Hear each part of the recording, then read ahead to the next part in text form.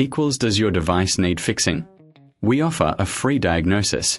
We pick up and deliver right to your door, no calls or travel needed. We send you a quote before repairing, and only go ahead if you approve it. Easy, transparent, and professional. Link in description. To begin, ensure you have the following tools ready: a Phillips screwdriver, a flathead screwdriver, and a soft cloth for cleaning. First, disconnect your Dyson V10 from the power source to ensure safety during the process. Next, locate the screws on the back of the vacuum cleaner. Using your Phillips screwdriver, carefully remove the 2 screws. Keep these screws in a safe place as you will need them later. Once the screws are removed, gently pull apart the casing to expose the internal components. At this point, you may notice some dust and debris inside.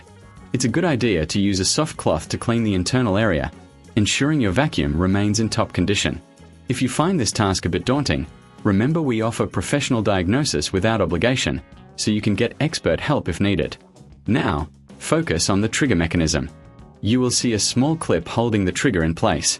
Using your flathead screwdriver, carefully pry the clip away from the trigger. Be cautious not to damage any surrounding components.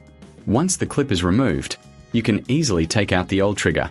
Before installing the new trigger, check the area for any additional dust or debris. A clean environment will help ensure the new part functions correctly.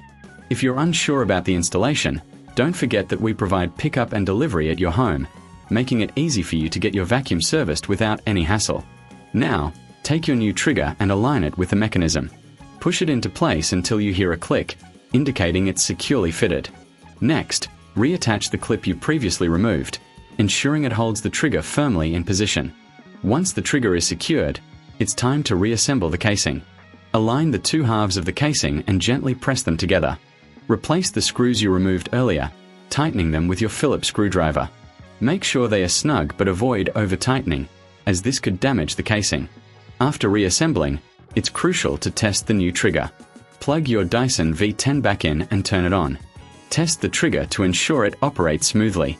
If you encounter any issues, remember we offer a quote before repair, so you can understand any potential costs upfront. Finally, if everything is working well, give your vacuum a final wipe down to keep it looking fresh.